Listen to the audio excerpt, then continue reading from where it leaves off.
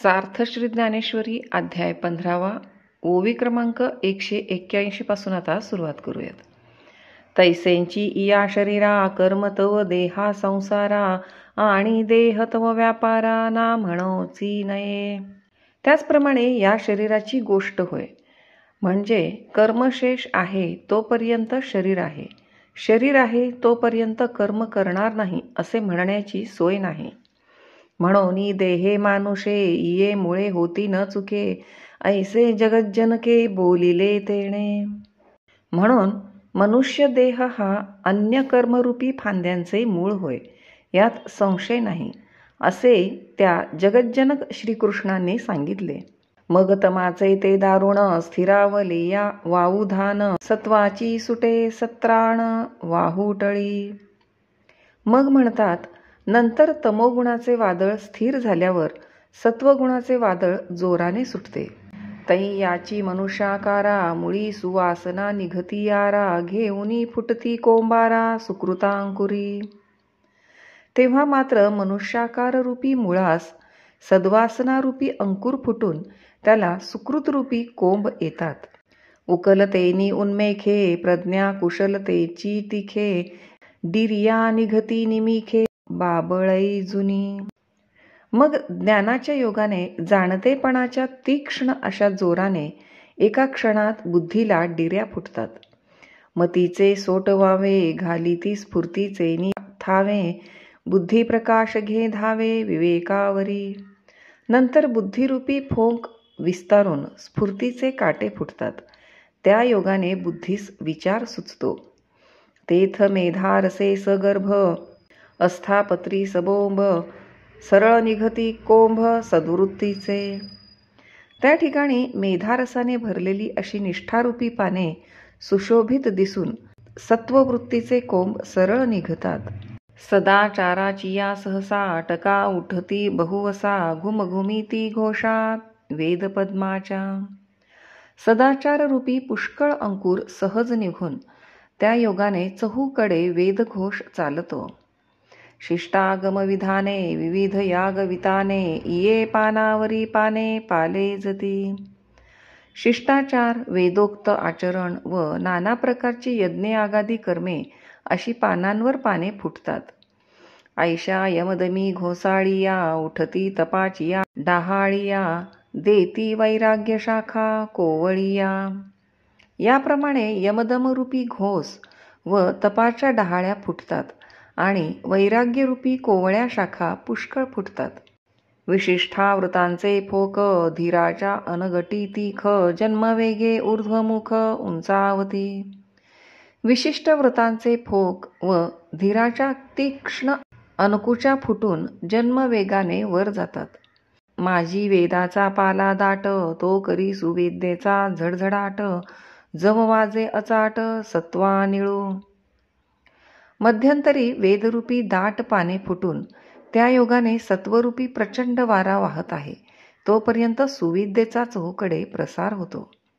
तेथ धर्म डाळ बहाळी, दिसती जन्मशाखा सरळी, तिया आड फुटती फळी स्वर्गादिकी.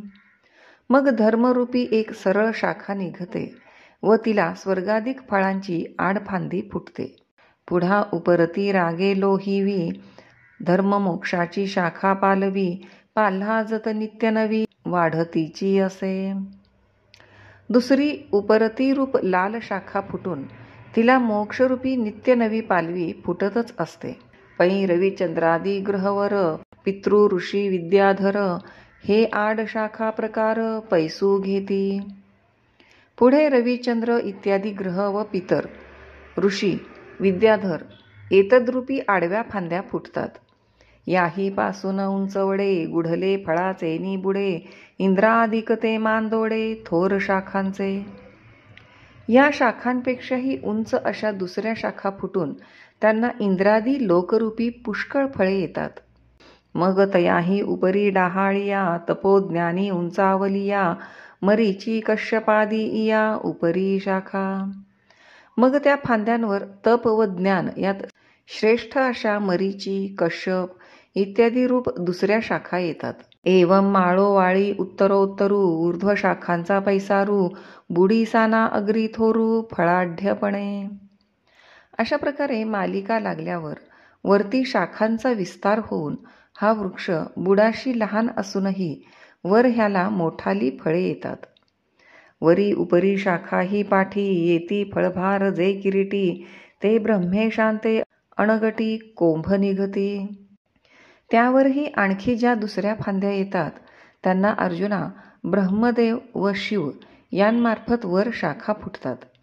फळाचे नियोझेपणे ऊर्ध्वी ओवांडे दुणे जव माघवते बैसणे मुळींची होय.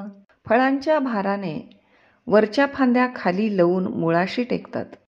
प्राकृताही तरी रुखा जे फळे दाटली होय शाखा ते ओवांडली देखा बुडासी ये.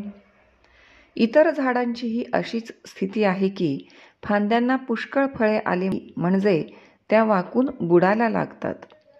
तैसे जेथुनी हा आघवा संसार तरुचा उठावा तिये मुळी टेकती पांडवा वाढते निज्ञाने. त्याचप्रमाणे अर्जुना हा संसाररूपी वृक्ष ज्या ठिकाणाहून उत्पन्न होतो त्याच मुळाशी ज्ञानाचे वाढीने पुन्हा लवतो. म्हणून ब्रह्मशान परवते वाढणे नाही जीवाते तेथुनी मग बरवते ब्रह्मची की. म्हणून ब्रह्मा व शिव यांच्या पलीकडे जीवाची वाढ नसून तेथून पुढे वरती ब्रह्मच लागते. परी हे असो ऐसे ब्रह्माधिक ते अंगवसे ऊर्ध्व मुळा सरिसे न तुकती गा. परंतु हे असू दे, या ब्रह्मादिक फांद्या ऊर्ध्वमूळ जे ब्रह्म त्याची बरोबरी करू शकत नाहीत. आणि काही शाखा उपरता जिया सनकाधिक नामे विख्याता तिया फळी मुळी नाडळता भरलिया ब्रह्मी. आणखी निवृत्ती मार्गाच्या ज्या वर सनकाधिक रूपी शाखा आहेत त्यांना फळे व मुळे नसून त्या ब्रह्मरूपीच आहेत. ऐसी मनुष्यापासून जाणावी ऊर्ध्वी ब्रह्मादी शेष पालवी शाखांची वाढी बरवी उंचावे पै. याप्रमाणे मनुष्यरूप फांदीपासून वरच्या बाजूस ज्या ब्रह्मादिरूप फांद्या आहेत त्या फार उंच जातात. पार्था ऊर्ध्वींची या ब्रह्मादी मनुष्यत्वची होय आदी म्हणून इये आधी म्हणितली मुळे. पार्था ब्रह्मादिरूप ज्या वरच्या उंच फांद्या आहेत त्या मनुष्यरूप फांदीपासूनच उत्पन्न झाल्या आहेत म्हणून तिला आम्ही वरच्या फांद्यांचे मूळ असे म्हटले आहे. एवं तुझ अलौकिकू हा अधोर्ध्व शाखू सांगितला भवरुखू ऊर्ध्वमूळू. याप्रमाणे जो अलौकिक संसाररूपी वृक्ष ऊर्ध्वमूल असून ज्याला खाली वर अशा शाखा फुटलेल्या आहेत त्याचे वर्णन तुला सांगितले. आणि अधिंची ही मुळे उपरती परिस विली सवी वळे आता परिस उन्मुळे कैसे निहा. याप्रमाणे या झाडाला खालची व वरची मुळे असून त्याविषयी सर्व विवेचन तुला सांगितले.